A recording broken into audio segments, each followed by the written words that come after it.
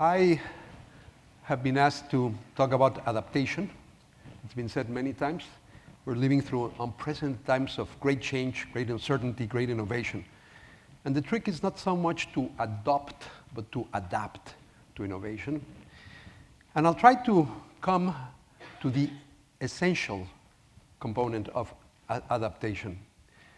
But to get started, let me bring you a newspaper clipping from the August 13, 1913 edition of the Boston Evening Transcript. Talking about how Harvard and tech is MIT. The acronym had not yet been invented, so it was referred to as tech, finally had decided to cooperate. And they were cooperating in the history-making School of Public Health. It was history-making because it was the first School of Public Health, and it was the first time Harvard and MIT collaborated. That's our School of Public Health, the Harvard School of Public Health, which is celebrating its centennial. 100 years later, we're back into a major collaboration between Harvard and MIT through edX. We were privileged to have one of the first two pilot courses in edX, a course called Health in Numbers. And just to put things in perspective, the first class in 1913 was made up of 8 people, all of them men, all of them Americans. The edX course had 55,000 people enrolled from 120 countries and a very good gender balance. This is how far we've come. And we decided to celebrate our centennial by taking a hard look at our educational mission. We call that the roadmap to 2013. And the purpose was to devise a new educational strategy for the Harvard School of Public Health. And I want to tell you a little bit about the essential elements of that educational strategy. It had 2 main dimensions, instructional and institutional. For the instructional dimension, I'm not going to go into any detail. There's a lot of specific, a new doctorate, a whole curricular redesign. I want to focus on general principles that can apply to any field of education beyond public health. First principle was the idea of competency-based learning so that we may educate what my colleague Sherry Murray, the Dean of the School of Engineering and Applied Sciences, calls T-shaped individuals. Individuals who may have the depth of knowledge in one field, but have also the breadth and the capacity to connect to other fields of endeavor. Secondly, we decided to move away from the common vision of higher education as a tube that has an opening on one end, that's called admissions, an opening on the other end, it's called graduation, and we assume that something good happens to students while they're inside the tube. And instead adopt a much more open architecture with multiple points of entry and with multiple exposures to the world out there during the residential experience. And that has led us to a number of modalities of experiential learning. That's a photograph of our recent simulation for the Harvard Humanitarian Academy, which actually recreates a refugee camp, and we send students there to actually experience what it is to be in a refugee camp. And we decided to embrace the new technological platforms, but to try to adapt to them in a model of a blended model that responds to what I like to think of as 3 levels of learning: informative learning, formative learning, and transformative learning. And the idea is to achieve the optimal blend, so that if we think of the blend between online instruction and residential, by which I mean the presence, the face-to-face interaction that happens in the classroom on campus, clearly when we come to informative learning, which is about the transmission of foundational knowledge, as it was called this morning, that's where online learning, the blend, can privilege online learning. But as we move to formative learning, where in addition to information, we socialize students into a value set. And we move from having experts to having professionals in our case. Here, the blend requires much more of the face-to-face interaction. As we move then into transformative learning, where in addition to information and values, we develop leadership competencies so that we not only have experts and professionals, but we have change agents. Clearly, that's where the residential experience becomes very important. And as one of the pioneering schools in edX, we are now trying to mobilize that platform to flip our classroom and try to achieve this sort of blendedness that corresponds to those 3 levels of learning. Those are the basic ideas on the instructional dimension of the new educational strategy. Let me turn to the institutional side of things, because all of this happens in an organization. And institutions are the social instrumentalities that we humans have invented to deal with exactly the fact that we're here only for a little bit of time, that our presence on Earth is temporary, and it's through institutions that we actually create some element of continuity. And I like to think of 3 main levers of adaptability in institutions. These can also become barriers to change, and these are 3 C's: colleagues, capacity, and culture. They can be barriers to change, but they can also be the levers for institutional adaptability. Colleagues are, of course, our faculty members.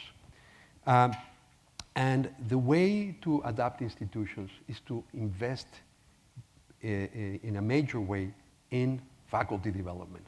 I'll leave it to your own interpretation of what that image symbolizes. But it's the idea of a metamorphosis when we develop faculty to actually be able, as I said, not only to adopt, but to adapt to the new technologies.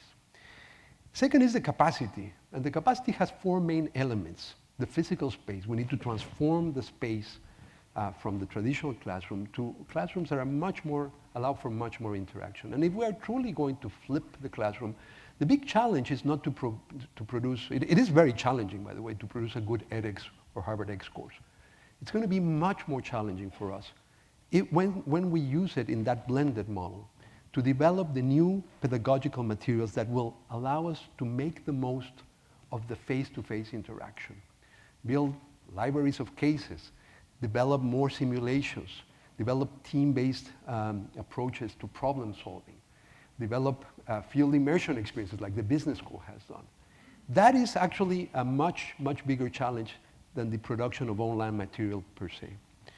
And that requires new technological platforms. We will need new capacity there. And of course, this all will require financial resources, both through sustainable models, but also through philanthropy. And here, of course, the Hauser gift is an example of philanthropic investment in pedagogical innovation, of which, by the way, we have also benefited exactly in the arena of faculty development. Finally, we need to deal with culture.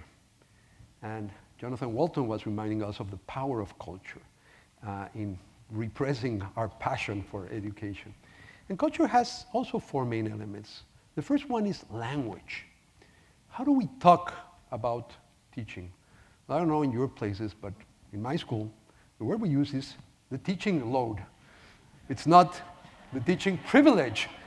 It's the teaching load. We are burdened by teaching. Culture is reflected in a series of values. What value do we transmit when we tell a faculty member that if he or she raises enough money, he or she will be able to buy herself out of teaching? We devalue teaching if it's something you can buy your way out.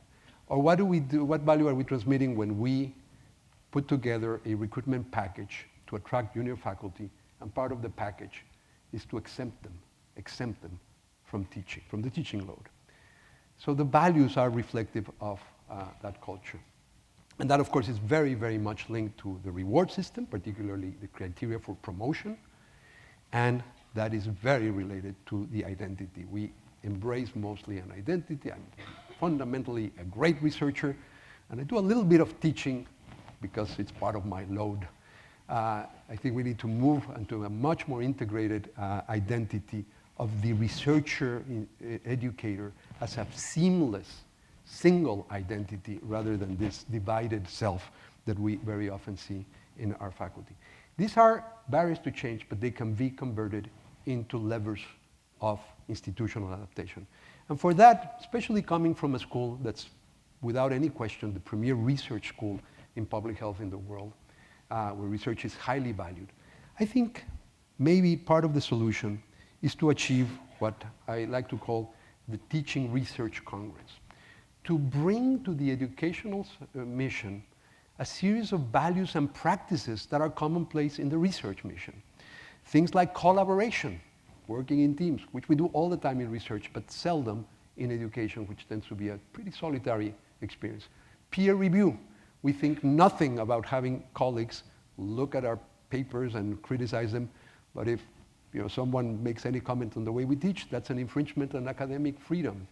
The absolute pursuit of excellence in itself in education. And finally, and very importantly, the introduction of a culture of assessment, so that we actually measure what happens. As again, we heard this morning, that theme repeated, and we drive institutional adaptation on the basis of solid evidence about what works best. And this is the great enterprise that Natalie Mayers very generously referred to, and that we've been privileged to have the passionate participation of our students and of our faculty. And I've been actually quite inspired by the fact that a very, very research-centric school has embraced this agenda in an enthusiastic manner. So let me come back to another newspaper clipping, except this one is from March of 2013. And obviously, there's no more the Boston Evening Transcript, it's the Boston Globe. And this is not an actual newspaper printed on paper, it's an online version of the Boston Globe. And this is the same institutions that had made history 100 years ago by collaborating. And now in an opinion piece signed by the president of Harvard, Drew Fast, and the president of MIT, Raphael Reif, on the newest education in higher education. And my favorite quote from this piece is the following. They say, "It created opportunities for teachers to engage learners in ways that had been unimaginable just a generation earlier." Now, if I ask you what's the it in this quote, given who the authors are, and given the date of this piece, March of 2013, we would guess they're talking about ethics. In point of fact, they are talking about the blackboard, and about how in 1837, the blackboard was praised as an invaluable and indispensable innovation. So this brings me, this is, by the way, why, with the help of some very gifted students, we use this blackboard metaphor to remind us about the essentials of innovation, the theme of our conference. And Erin said that this morning. What's the essential of innovation? Is to build on the legacy of previous innovations and enrich them with present innovations so that we may invent the future. Thank you very much.